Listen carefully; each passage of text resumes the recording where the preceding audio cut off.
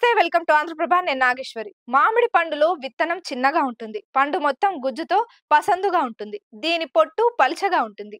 మరీ ముఖ్యంగా మామిడి పండు మీద పాలలాగా తెల్లగా ఉంటుంది. ఈ పండు గురించి భారతీయులకు ఎంత తెలుసో ఏమో కానీ ఈ పండు ప్రత్యేకత, దీని రుచి 33 దేశాలకు తెలుసు. భారత్లో పాట్నాలోని బీహార్ విద్యాపీఠ్లో ఉన్న మామిడి తోటలో ఈ మొక్కలు పెరుగుతున్నాయి.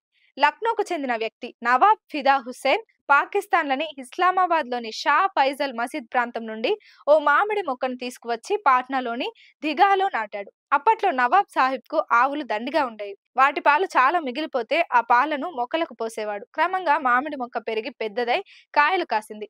ఆ కాయలు అమితమైన రుచి ఉండడంతో వీటికి డిమాండ్ పెరిగింది. ఈ కారణంగానే ఈ మామిడికి దుధియా మాల్దా అనే పేరు కూడా పెట్టారు.